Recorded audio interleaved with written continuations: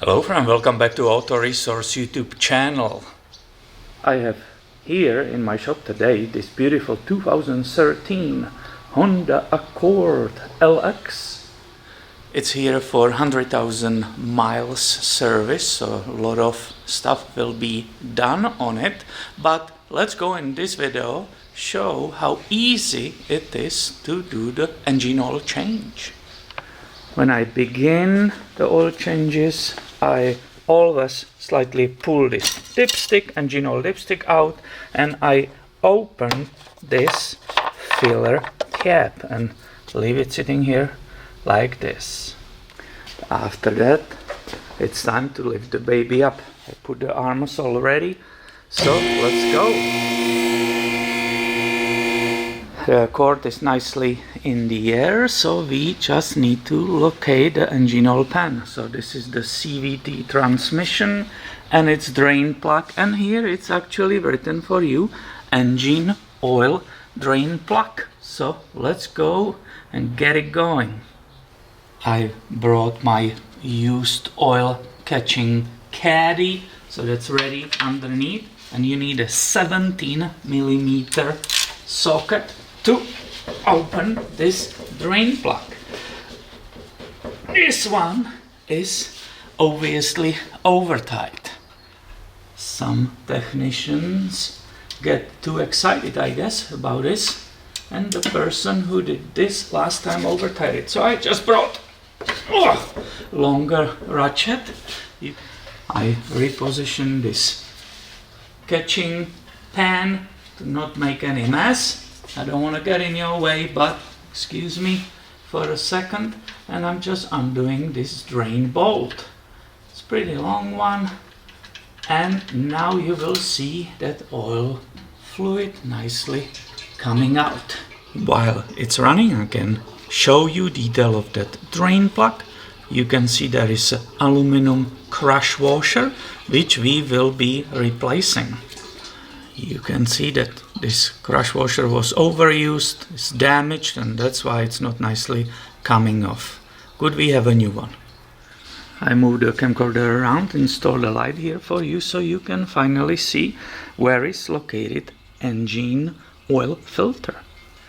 And because they are close to each other, I can continue without waiting for all that oil come out. I can continue with removal of that filter. If it was installed correctly, I should be able to remove it just by the hand. These filters are not supposed to be over tight. Let's see if it will happen.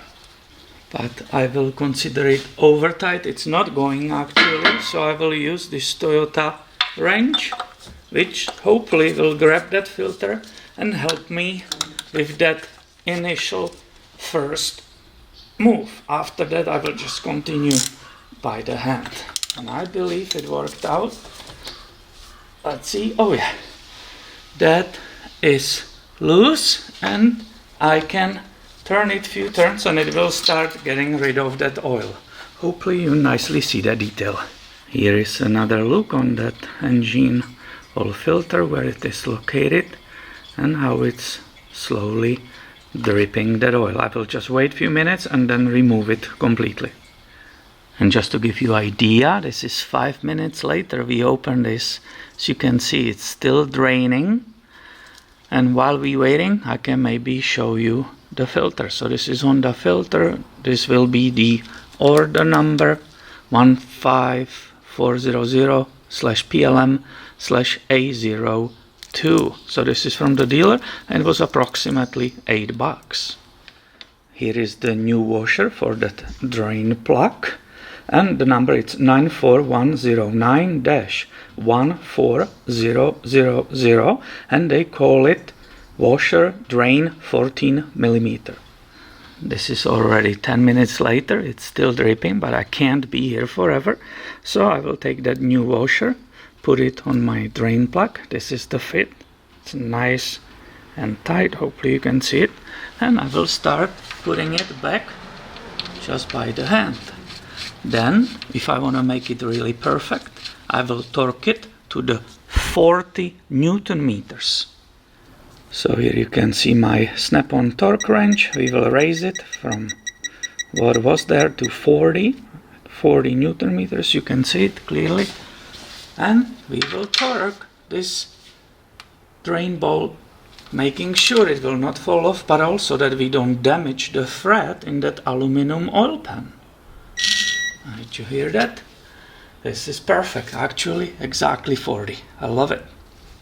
I continue with completely removing that old oil filter and dropping it in this sketching pan, which is completely underneath it right now. That was also long thread.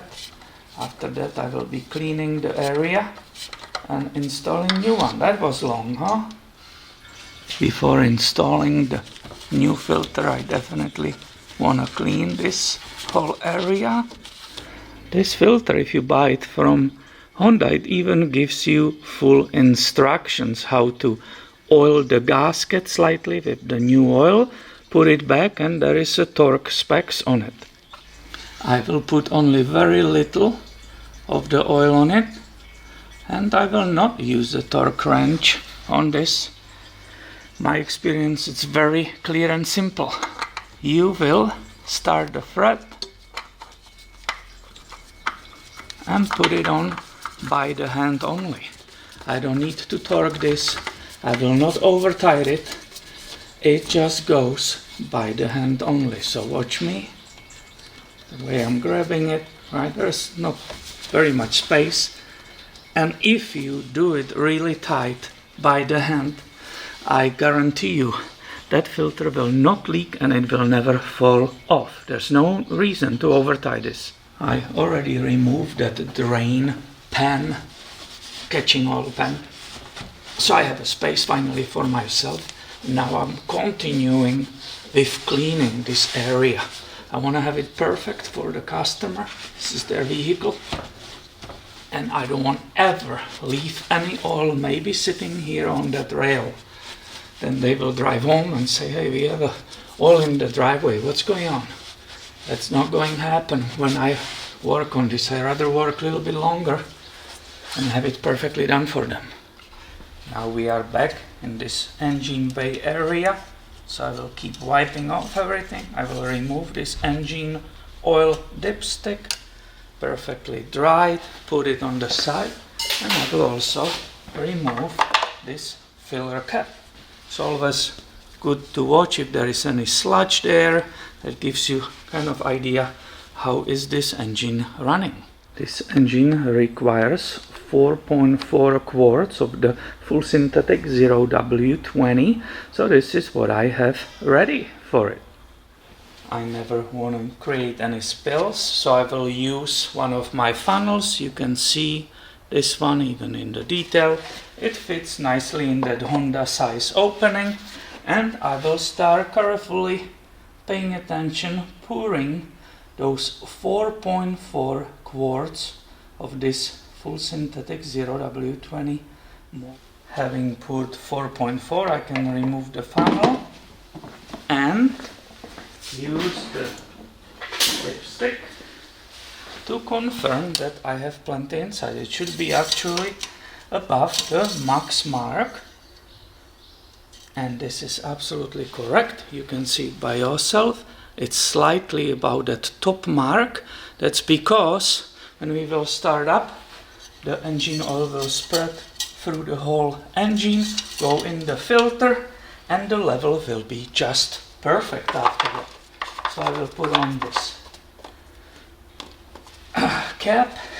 Everything is perfectly clean and dry, and I can start up the engine and observe that everything's fine. Coming back, checking for the leaks underneath the car, possible leaks, and then this procedure is done. I believe this is fairly simple service. Anybody can do it by themselves. If you do, please always observe the safety precautions. I might film more procedures on this vehicle, so also make sure you are subscribed to this channel and you don't miss those videos in the future. Thanks for watching and have a great day, my friend.